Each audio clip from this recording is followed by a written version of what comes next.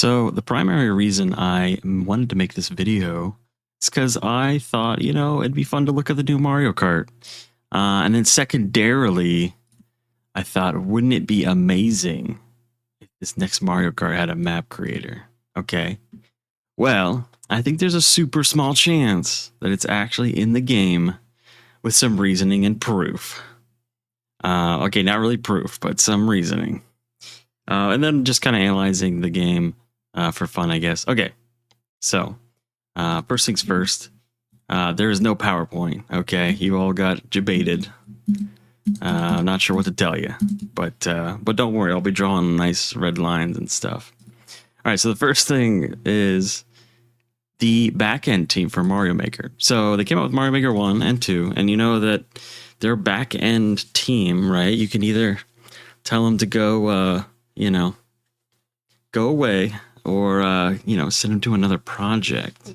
So all I'm saying is, Mario Maker 1 and 2, it's been 6 years since Mario Maker 2. I need to plug in my headphones real quick. But anyways, so yeah, it's definitely like, so what do I mean when I say back-end team, right? So you've got people who manage the servers, you've got, the tech for, publishing your maps and, the codes that are involved, moderation, you need all that good stuff. So, it could be, something to think about, something to think about. It's also in the Mario DNA. I mean, we have the greatest selling copy, most sold copies of any Nintendo Switch game. Impressive. You know what these other games share? Number 2 and 3, Smash Ultimate, you can make your own maps. Animal Crossing, you make your own entire island. Just saying, some type of customization for a Mario Kart game, that just seems like a no-brainer. And with Breath of the Wild, Tears of the Kingdom, creating your own vehicles, I don't know, something to think about. Also, ever since the Excite Bike, who doesn't like building their own maps? And Mario Kart Live forced you to make your own sort of maps. And also, if they pay attention to gamers, they know there's a ton of community tracks. So that's reasons why they should do it, okay? But we're not just here to speculate on why they should do it. But perhaps there's some proof in Mario Kart itself. So, first things first, the segmentation showcase. So, I just thought it was interesting, that all these banners sort of line up perfectly, almost like they're, if I could draw lines, they would be. But, I think I see a pattern emerging, some type of grid-based system. Kind of like in Mario Maker. Okay, I admit that this is starting to get a little tinfoil hatty, but let me break down what some other things surrounding this. Okay, so let's look at the sheets. Okay, so I need to explain the difference between procedurally generated content and non-procedurally generated content, right? So let's look at old Mario Kart tracks.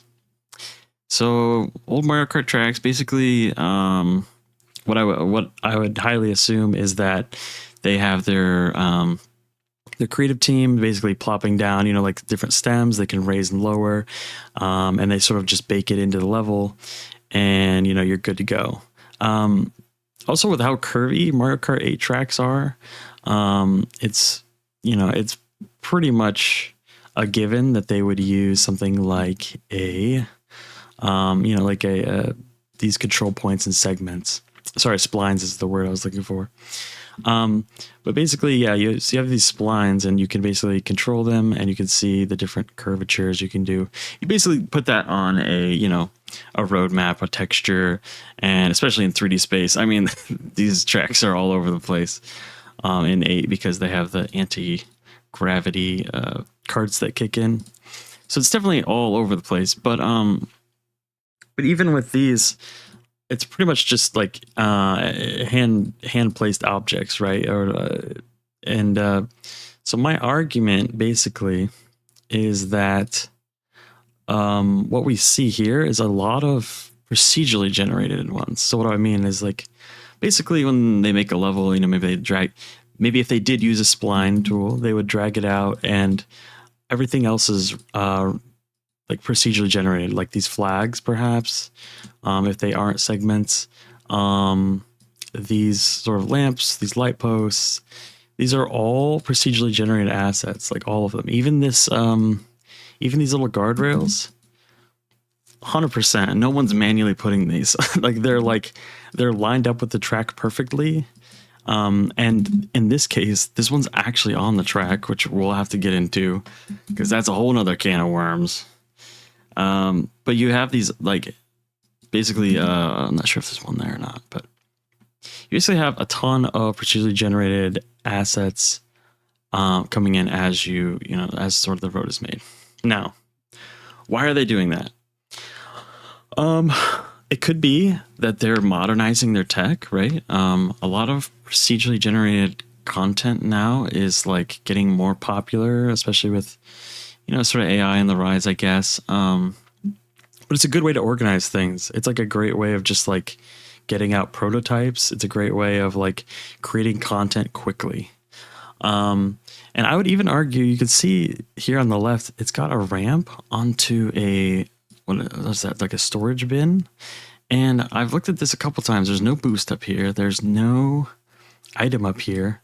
So, like, why go up there? It seems very strange. Like I guess you could get a boost and like maybe like hit the ramp and like, I don't know, but you're not going to want to come down on this box unless you plan on hitting the sand or something.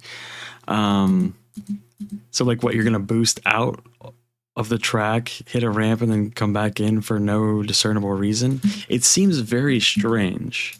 And the point that I'm getting at is that it may even be a procedurally generated sort of ramp. Like if we segment this out, like maybe I could definitely see like you just placed a chunk of road and their procedural tool was like, you know what, let's put in like a ramp.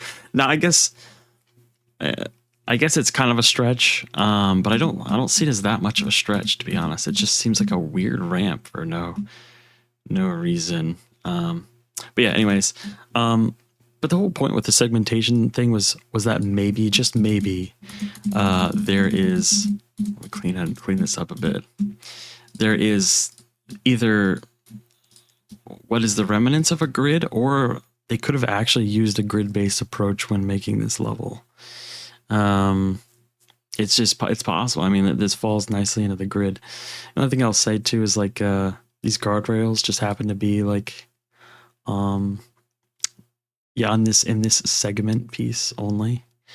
I don't know. It's interesting stuff. Very interesting, as I'll say. Let's go back to the notes though. So yeah, basically, are they or aren't they using spline tools is the real question. What's interesting is like this current setup with this line is that it basically goes boost, this diner, boost coins, items, boost coins. It's just and then snake right. You can even look after this segment, it's perfectly like shifts to where, you could have another segmented piece. So I don't know if that's like an actual, like a perfect snake right modular piece, or if it's, their spline tool. So why does it matter if it's a modular piece or if it's a spline tool, right? I think because if it is a modular piece, then I think it sort of helps prove out the potential for a course creator. If you have like all these, obviously if you have all these segments, and it was made with like a, station boost, like someone hitting like a couple buttons, then yeah, you have an argument to make for a course creator in the game. So interesting. So anyways, moving on though. Modular pieces. So yeah, some type of map maker. Is the map fake? This is a really interesting question because they have these barriers here. They have these flags are actually on the road themselves as well as barriers. Now, this could be like a level where you're like driving around and like you sort of hit maybe even this checkpoint and this whole road opens up, right? But I guess what I thought it was so interesting is like it's just assets in the middle of the road, like unless they like have like a volume that sort of cleans up any sort of pre-existing assets on the road. It's like, is this like a tech demo level, or was this like an early rendition of a level that used PCG, those procedural generation assets, and they just like made them and kind of forgot about them. They like made them and they're like, it's fine, it's just a bunch of computers driving, take the footage. Maybe this could have been months ago or years ago when the game wasn't fully done yet. And, they generated assets. And like I said, they hit the road, but, they haven't tested this far anyways. Very interesting. I just think that's an interesting thing, regardless of the outcome. So yeah. Anyways, let's go on. Let's keep moving. So why is the diner and a power up right at the start? I think this is super interesting too. So if you follow the video, I'm not going to play the video, but basically I'll draw the course here. You've got the start. They go out to the right, get on the main freeway, and you have a diner right here. It's like, we're really going to put a new, what appears to be a new power up item, what have you, right there. It's like it seemed strange to me, right? And so it's like you want to know who's first in the first 15 seconds of the race, I guess. Is that the competition? So one of the theories, okay, and this is a bit of a stretch, is this is an amateur map maker, right? They don't really know what they're just kind of clicking, they just made stuff. And this diner, maybe specific to this map design or something, but they're since they're an amateur, they just put it right at the beginning because they're an amateur map maker, and I don't know, I just throwing it out there as a possibility. Another possibility, and I've got notes here. So like if you look at the last couple frames, it's actually what it looks to be is like a paper bag. I would assume it's full of whatever this diner's serving up. Yoshi meat, burgers, who knows? But I thought that was a neat discovery nonetheless. Because what that suggests a couple things. Like one is like there'll be items exclusive to this each level. Or it could be like a Mario Wonder situation where you grab the item and maybe the whole level changes. Not sure. But also the reason why I think it's that bag is it 100% makes sense, right? Like this is a to-go lane, right? So like here's where you would order, like that might even be a speaker. And it's like, oh, you got your food to go. And these are also like eyes.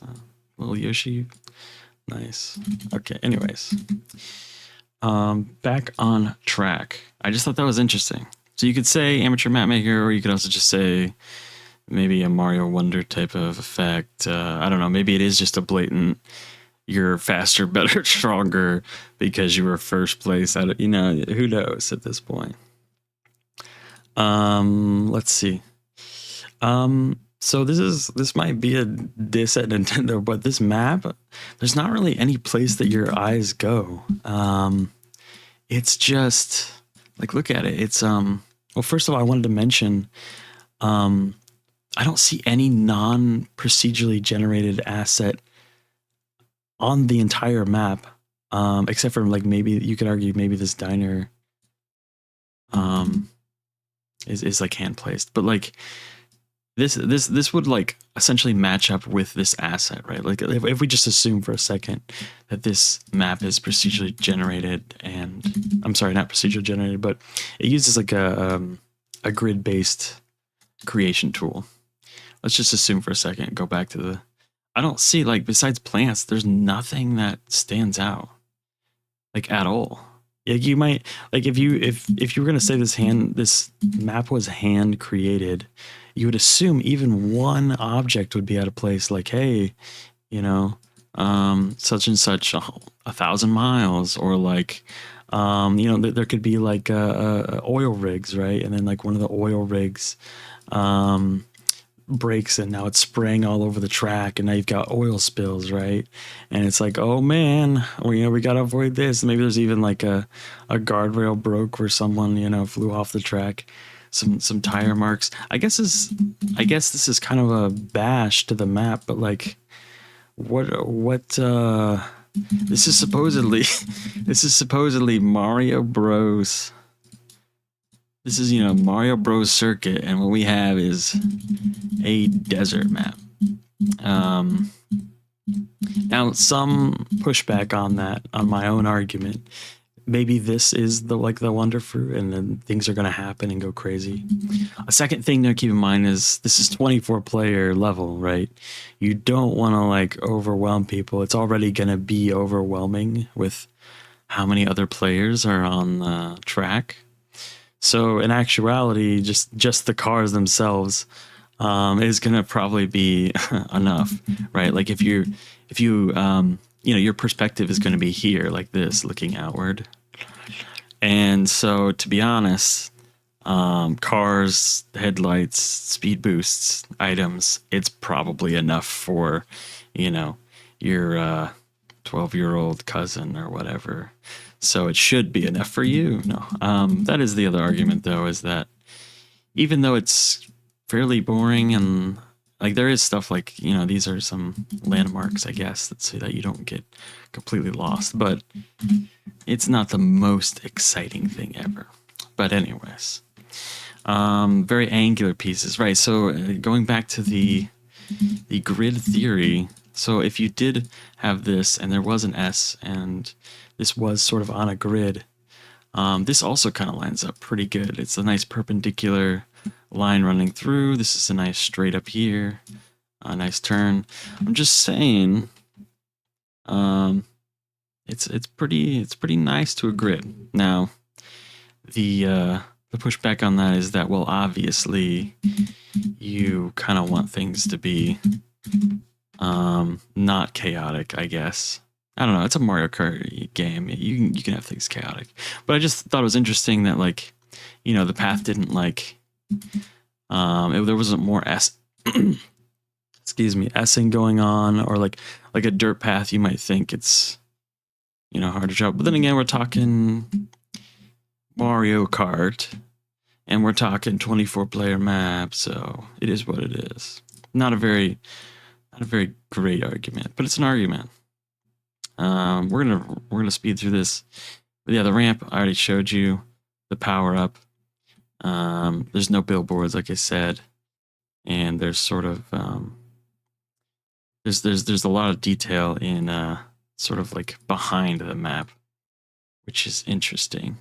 Now, one thing is you could go here, and it could be like, I don't know, like maybe this is a 2-lap thing, and you actually do get to go up here. But I thought it was interesting that this giant structure, it's like it starts to get interesting there, but not here. I don't know. But anyways, let's move on.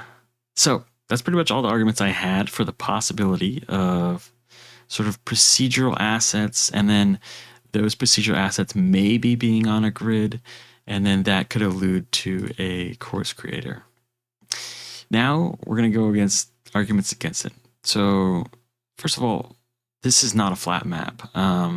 There's hills, there's structures in the way, there are like pieces.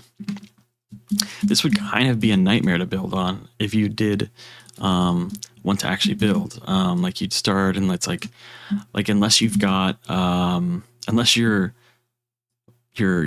system allows for, you know, breaking out these assets, or maybe these are placeable. It just doesn't seem likely to me. Like, this doesn't seem like a map that you could build on. It would be a technical nightmare to get like elevation auto adjusting or like paving through.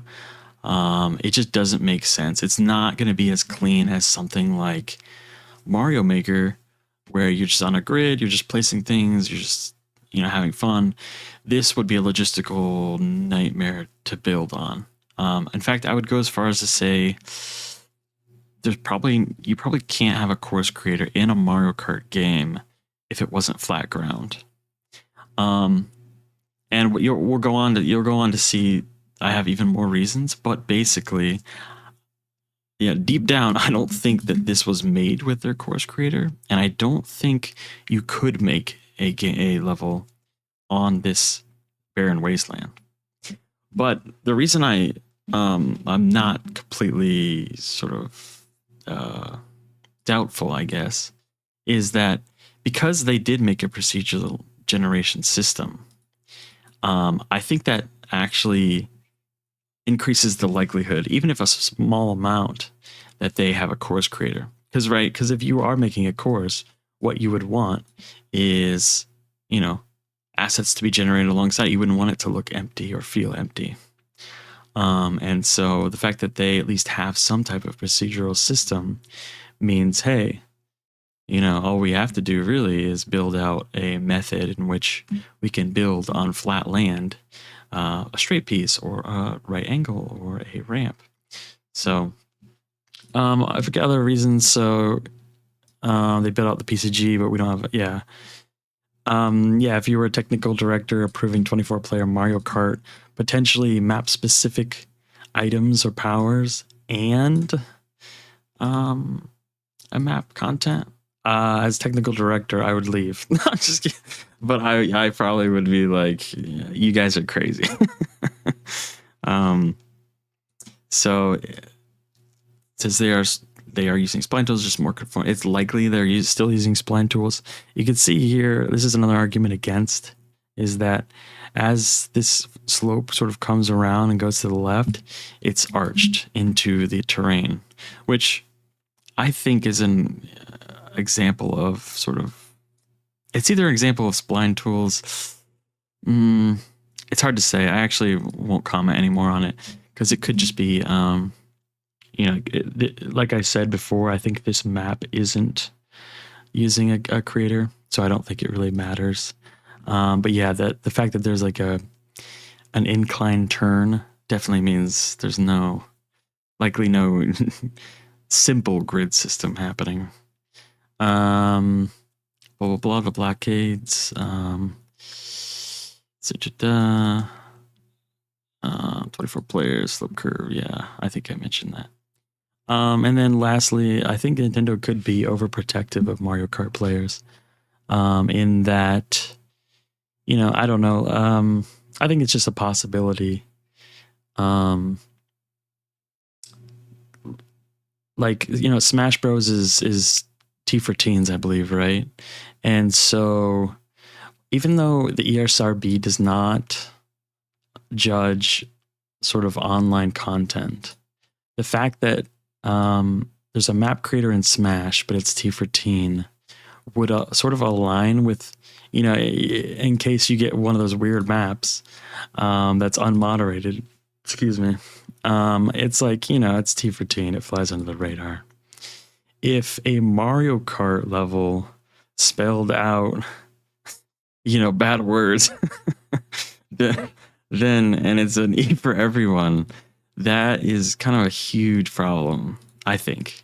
I think it's a huge problem for a company that cares so much about their, you know, their visual and their, you know, what they look like. So I think that's actually one of the big reasons that I, you know, just now mentioned that I just don't know that Nintendo would risk something like that.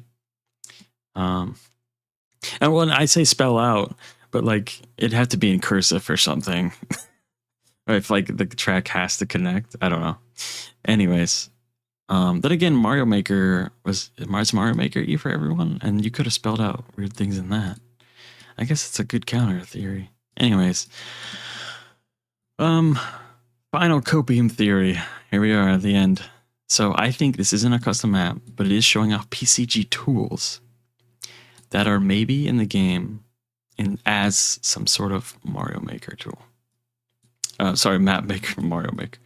So yeah, again, I think because there's PCG tools, I think it's more likely a little bit now than, you know, it would be otherwise. I think this is likely a early mock-up because of those assets on the road. I think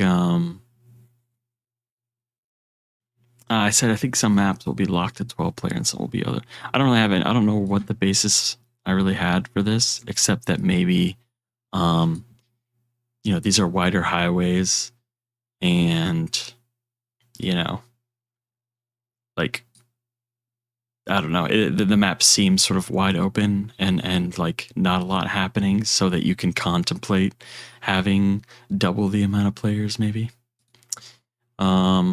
Anyways, all in all, I guess I was saying if there was a map maker, it'd have to be like 12 player max, probably because of all the any kind of polygonal count for a certain asset. That might be too high. Anyways, originally I gave this like a 7% chance. We're lowering it. I think there's a 4%. I think there's a 4% chance that a map creator exists in this new Mario Kart game. You know what? We're gonna do 5. We're remaining hopeful. I think there's a 5% chance. Again, it's based on the fact that there's BCG tools. That's honestly the only string, like the only reason, I guess, and maybe the Mario Kart. I think the fact that these lined up and segmented, I think that's just sort of coincidence. But then again, you know, BCG tools. Anyways, we're gonna stop rambling and we're gonna let you go now. Thanks for watching.